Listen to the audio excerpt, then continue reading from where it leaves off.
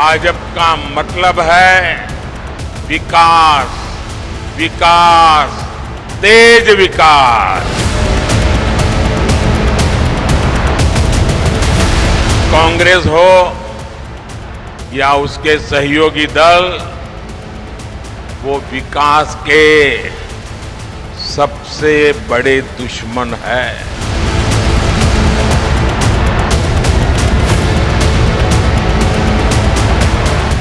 मोदी आपके लिए जो भी योजना बनाता है, ये इंडी गठबंधन वाले उसका विरोध करते हैं।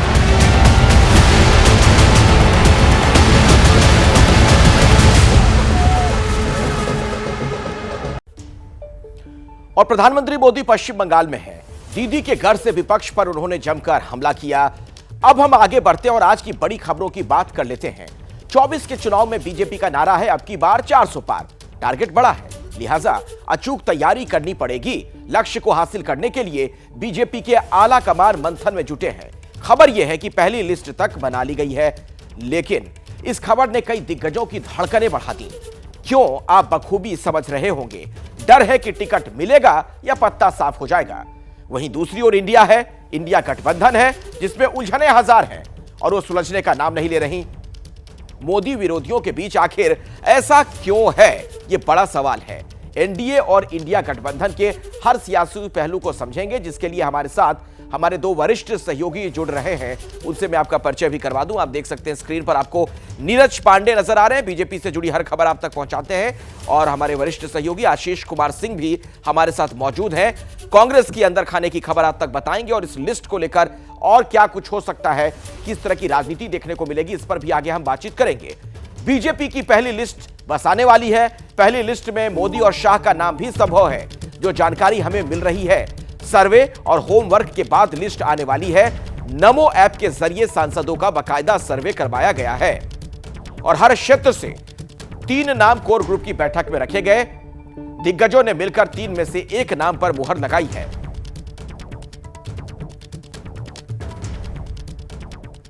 तो पहली लिस्ट की प्लानिंग क्या है, जरा वो भी आप समझिए। वो आंकड़ा भी मैं आपके सामने रखने जा रहा हूं।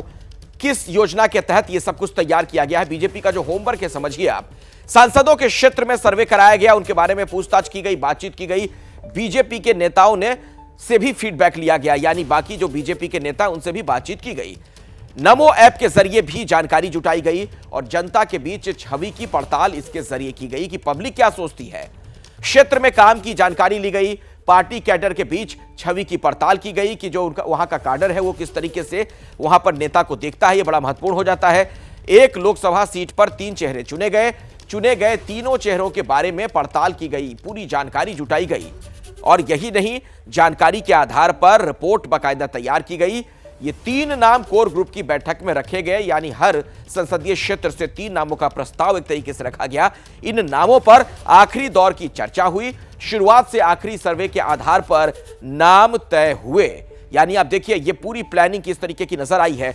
और ऐसे में नीरज पांडे के पास मैं आपको लिए चलता हूं इस सवाल के साथ। नीरज, ये जो पहली लिस्ट आने जा रही है, कभी भी जो आ सकती है, किन बातों का खास ख्याल इसमें रखा जाएगा? क्या कुछ हमें देखने को मिल सकता है? बड़ी बात क्या नजर आ सकती है?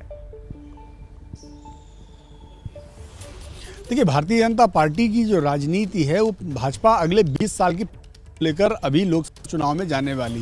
भाजपा का मानना है कि अगले 20 साल की राजनीति के हिसाब से लीडरशिप डेवलप करना है, यानी कि हर राज्य से कुछ ऐसे लोग जिनकी एज कम से कम 35 से लेकर 50 के बीच में हो, उनको तरजीह देने का प्रयास है। कुछ सीनियर लीडर्स को भी रिपीट किया जाएगा, क्योंकि भाजपा चाहती का समावेश किया है ताकि आने वाले समय में अगले 15 साल 20 साल की राजनीति में भारतीय जनता पार्टी के पास एक सीरीज ऑफ लीडरशिप हो। तो ये एक सबसे बड़ा ध्येय है। उस पर भी ये देखना है भाजपा का कि ज्यादातर अपने कैडर को ध्यान में रखती है, साफ सुथरी छवि का बहुत ख्याल रखती है और इसी कमोबेश समीकरण के तहत भाजपा लिस्ट पर काम कर रही है।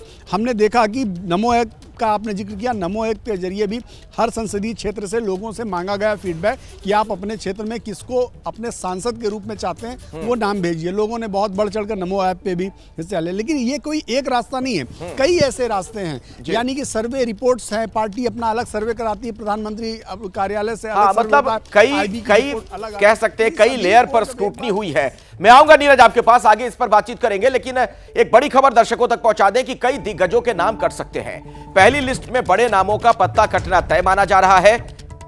यानी जो सर्वे किया गया, जो तमाम इस बारे में तफ्तीश की गई, तहकीकात की गई, उसके आधार पर यह जानकारी जुटाई गई।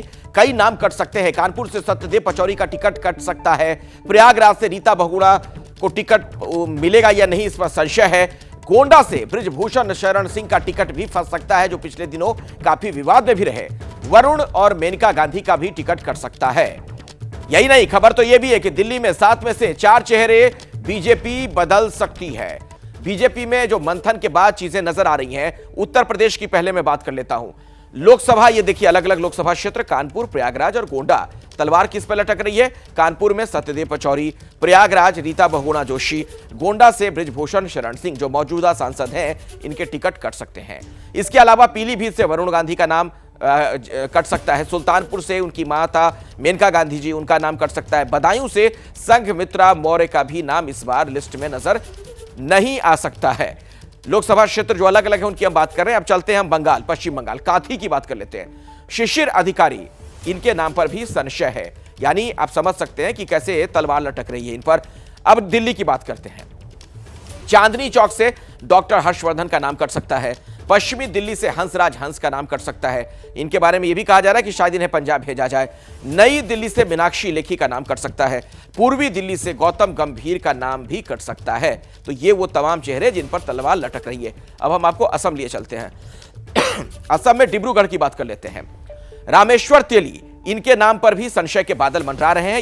यानी ये मुमकिन है कि इनका नाम इस लिस्ट में ना हो, इनका नाम इस लोकसभा क्षेत्र से उम्मीदवार के तौर पर नजर ना आए।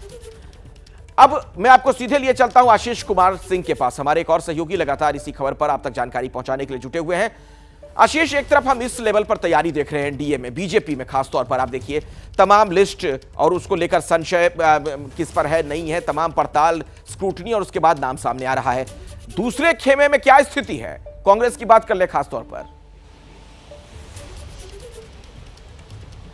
देखिए, कांग्रेस के साथ सबसे बड़ी दिक्कत तो ये है अखिलेश, सर्वविदित है, सब लोग देख रहे हैं कि वो अपना घर भी संभालने में लगे हुए हैं, उससे भी जूझ रहे हैं और इंडिया अलायंस को बचाने में भी जूझ रहे थे। बड़े बड़े पार्टनर्स जब चले गए, अभी तक सीट शेयरिंग कई जगहों पर आपको पता है कि क्लैरिटी नहीं है, होगी नहीं होगी। एंटिसिपेटेड है कि महाराष्ट्र में अनाउंस करेंगे, यहाँ करेंगे, वहाँ करेंगे। एक आध जगह की ज़रूर उन्होंने दिल्ली और उत्तर प्रदेश में कर लिया है, लेकिन ये बहुत ज़्यादा टाइम ले गया इंडिया अलायंस। तभी देखिए आप बड़े बड़े सीनियर नेताओं ने जो साथ छोड़ा, ये आरोप लगा करके छोड़ा कि हम काफ़ी समय से, हम पिछले साल से लगातार कह रहे थे सितंबर में कर लीजिए, दिसंबर में कर लीजिए, वो नहीं हो पाया। अपने घर के अंदर कलह देखिए, हिमाचल की सरकार तकरीबन हाथ से स्लिप कर गई थी, किसी तरह संभाला। तो मुझे लगता है कि कांग्रेस अपनी संकटों को पहले सुलझा ले, उसके बाद इस पर कदम आगे बढ़ाएगी। बैक चैनल अंदर खाने में आपको ये ज़रूर जानकारी दे सकता हूँ कि खुद कांग्रेस ने सर्वे ज़रूर कराया है पैन इंडिया, जिसमें उन्होंने ये पाया है अपने कैंडिडेट्स स्पेसिफिक अलायंस माफ़ कीजिएगा रिव्यू के मुताबिक कि 100 से ज़्यादा सीटें उनको आ सकती है। कुछ ऐसे भी स्टेट्स हैं जहां पर प्राइवेट एजेंसी को, खास करके उत्तर प्रदेश में प्राइवेट एजेंसीज तक का इस्तेमाल किया गया है सर्वेक्षण कराने के लिए कि आखिर कांग्रेस कैसा फेयर कर सकती है, किनको टिकट दिया जाए। लेकिन बड़ा सवाल ये है कि मैंने सुना था 27 से 28 तारीख को सीईसी की बैठक होनी थी, वो अभी तक नहीं हुई। तो निश्चित तौर पर बीजेपी यहां पर कांग्रेस से आगे बढ़त बनाती हुई नजर आ रही है। बिल्कुल, और लोकसभा चुनाव के लिए मिशन मोड में बीजेपी कैसे, उसे आप इस तरह से भी समझिए। झारखंड, हरियाणा, छत्तीसगढ़ के लिए बाकायदा कुछ प्लान्स बने हैं। झारखंड में 14 में से 13 सीट पर लड़ेगी पार्टी, सूत्रों के हवाले से एक बड़ी जानकारी हमें मिल रही है। और हरियाणा में 10 में से 10 सीट बीजेपी लड़ेगी, जबकि छत्तीसगढ़ को लेकर जानकारी यह है कि 4 सांसदों के टिकट पर संकट है। यानी जो सिटिंग इस वक्त एमपी हैं, अभी छत्तीसगढ़ में बीजेपी के 6 सांसद हैं, 9 में से 3 सांसद लड़ने थे, विधानसभा चुनाव लड़े थे वो। ये समीकरण क्या है, ये जो प्लानिंग है, इसके बारे में विस्तार से आपको बताएंगे मेरे सहयोगी नीरज पांडे हमारे साथ लगातार जुड़े हुए हैं। नीरज, देखिए अखिलेश, हर राज्य की अपनी अलग सिचुएशन है, हर राज्य की अपनी अलग राजनीतिक समीकरण है। आप हरियाणा की बात करें तो हरियाणा में जिस तरह से सीटों का समीकरण है, उनके साथ जेजेपी गठबंधन में है और जेजेपी वहाँ पे 3 सीटों की डिमांड कर रही है। भारतीय जनता पार्टी 3 सीटें देने के पक्ष में नहीं है, इसलिए वहाँ पे गठबंधन टूटता नजर आ रहा है। हो लोकसभा चुनाव दोनों ही पार्टियां आमने सामने लड़े, ऐसे में भाजपा 10 के 10 सीटों पर लड़ेगी। इसी तरह आपने देखा झारखंड की आपने बात की, झारखंड में 13 सीटों पर भारतीय जनता पार्टी चुनाव लड़ रही है। 1 सीट वो आजसू को देने के लिए तैयार हो गई, वो गठबंधन लगभग फाइनल हो गया है, इसलिए वहां पर 13 और 1 के रेशियो में चुनाव लड़ने वाली है। छत्तीसगढ़ की बात करें तो छत्तीसगढ़ में 9 ऑलरेडी विधानसभा में चुनाव लड़कर विधायक बन गए हैं, लेकिन जो 6 बचे हुए हैं उनमें से 4 की स्थिति अच्छी नहीं है। पश्चिम बंगाल के संदेश खाली के लिए बीजेपी का प्लान, बशीरहाट सीट पर नया चेहरा उतारेगी बीजेपी। आंदोलन में शामिल महिला कार्यकर्ता को टिकट संभव है। संदेश खाली में नए चेहरे पर दांव खेलेगी भारतीय जनता पार्टी। आज पश्चिम बंगाल में प्रधानमंत्री मोदी मौजूद हैं। कुछ देर पहले उनका संबोधन भी आप सुन रहे थे। तो संदेश खाली से जुड़ी ये नई जानकारी, बड़ी जानकारी, बशीरहाट सीट पर नया चेहरा उतारेगी बीजेपी। आशीष कुमार सिंह भी हमारे साथ मौजूद है। आशीष, कुल मिलाकर आप देखिए बार बार वही बात निकलकर सामने आ रही है, बीजेपी की प्लानिंग किस लेवल तक है? पश्चिम बंगाल में संदेश खाली को बीजेपी ने इतना बड़ा मुद्दा बना दिया और उसके जरिए ममता बनर्जी को भी घेरने की तैयारी है। जी हाँ, बिल्कुल आप ठीक कह रहे हैं। मैं वही बात आपसे कह रहा था कि बीजेपी प्रिपरेशन में लोकसभा चुनाव को लेकर के, जैसा अमित शाह साहब ने और प्रधानमंत्री ने 400 प्लस का एक हाईली एम्बिशियस आप कहेंगे अपनी तरफ से एम रखा है सामने, उसको किसी भी तरह से हासिल करने के लिए जिस तरह के कदम उठा रही है उसमें कांग्रेस काफ़ी पीछे नज़र आ रही है। राहुल गांधी निश्चित तौर पर भारत जोड़ो न्याय यात्रा ज़रूर चला रहे थे, लेकिन वो इलेक्शन लड़ने के लिए जो इलेक्शनरिंग चाहिए होती है वो कहीं नज़र नहीं आ रही, कहीं पर ऐसी बैठकें नहीं दिख रही। मैंने आपको बताया सीईसी की बैठक होनी थी, पहले बताया गया 27 और 28 को होनी थी, अलग अलग स्टेट्स के उसमें कैंडिडेट चयन किए जाने थे। उसके बाद बताया गया कि कैंडिडेट्स की लिस्ट फाइनल नहीं हुई, इस वजह से सीईसी की बैठक नहीं हो पाई। तो निश्चित तौर पर सवालिया निशाने और कवर अप करने के लिए कांग्रेस को अभी बहुत सारे बड़े कदम उठाने पड़ेंगे, तब कहीं जाके वो बीजेपी के इर्द गिर्द नजर आ पाएगी। बिल्कुल। और यूपी की बात कर ले आशीष, यहां 80 सीटें जीतने की तैयारी में है बीजेपी। 60 सीटों के लिए बीजेपी ने बाकायदा मंथन किया है, 20 सीटों को होल्ड पर रखा गया है। उत्तर प्रदेश में सहयोगियों के लिए 6 सीटें बीजेपी छोड़ेगी, यह भी एक जानकारी मिल रही है। आरएलडी को 2 सीटें भारतीय जनता पार्टी दे सकती है और अपना दल एस को भी 2 सीटें मिल सकती हैं, जबकि एसबी-एसपी निषाद पार्टी को 1-1 सीट मिल सकती है।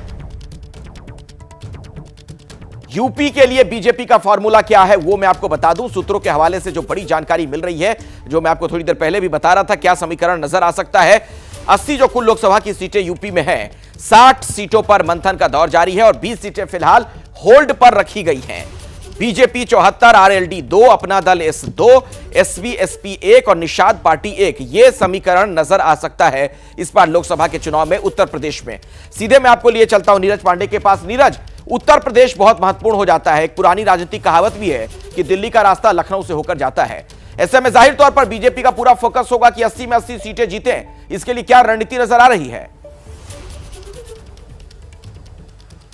देखिए, भारतीय जनता पार्टी का पूरा फोकस यही है कि इस बार 80 के 80 सीटों पर जीत दर्ज की जाए, लेकिन चूंकि वो बहुत मुश्किल काम है, क्योंकि कई सीटें ऐसी जहां की डेमोग्राफी भारतीय जनता पार्टी के पक्ष में नहीं, लेकिन इसके बावजूद भाजपा अपना कुनबा बढ़ाने में लगी। 3 दल पहले से उसके साथ थे, अपना दल, सुभाषपा और निषाद पार्टी, ये तीनों दल उनके पास थे। अपना दल को ऑलरेडी उन्होंने पिछले चुनाव में 2 सीटें दे रखी हैं। निषाद पार्टी के से सांसद प्रवीण निषाद हई हैं।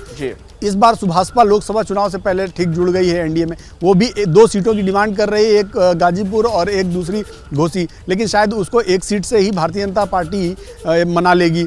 अब एक नया दल आरएलडी पश्चिम में जुड़ चुका है भाजपा के साथ, उसकी केवल औपचारिक ऐलान होना बाकी है। 2 सीटों पर समझौता होना सुनिश्चित हुआ है, एक बिजनौर और दूसरा बागपत, 2 सीटें उन्हें दी जा सकती हैं। अब ये कुल मिला के जो 6 का आंकड़ा बनता है, तो 6 के आंकड़े के बाद जितनी सीटें बनती यानी 74 सीटें जो बचती है, इसमें भारतीय जनता पार्टी अपने लोगों को चुनाव मैदान में उतारने जा रही है।